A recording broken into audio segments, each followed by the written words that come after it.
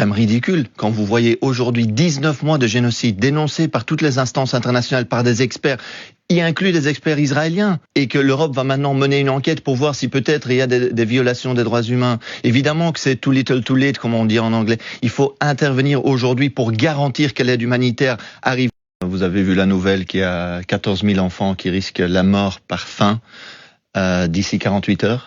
Et face à cela, l'Union européenne dit qu'elle va évaluer si peut-être potentiellement Israël les droits humains, tandis qu'on a toujours aujourd'hui donc un partenariat privilégié avec Israël, disons-le, nous n'avons pas des relations juste normales avec Israël, il y a un partenariat privilégié entre l'Union européenne et Israël, où donc l'Union européenne soutient en fait ce qui est en train de se passer, parce qu'il y a toujours des armes et des fonds publics européens qui vont vers Israël. Moi je vois pas ce que la Belgique attendrait pour prendre des mesures elle-même. Pourquoi est-ce qu'au niveau de l'embargo des armes, par exemple, on n'agit pas?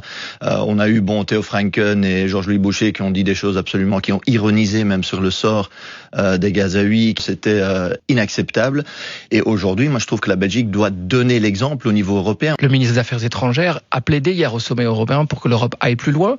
Ça veut dire qu'il y a quand même des brèches à un moment donné qui sont mises. Il y a eu une unanimité pour ouvrir le dossier. C'était pas le cas. Oui, il n'y a pas eu unanimité. Donc il y a des pays qui s'y opposaient, comme majorité, notamment, il y a une majorité, donc l'Allemagne notamment s'est opposée, mais il y a une majorité suffisante pour effectivement ouvrir l'enquête, ce qui est important. C'est en fait une victoire, je dirais, du mouvement de solidarité, parce qu'on a vu la grande manifestation à Bruxelles, on a vu les 100 000 à La Haye, aux Pays-Bas, on voit aussi dans d'autres pays européens un mouvement de solidarité, des gens qui disent en fait, c'est pas possible que l'Europe continue comme elle est en train de soutenir Israël aujourd'hui. Nous ne voulons plus être complices de ce génocide, et on voit alors des brèches qui apparaissent au niveau européen.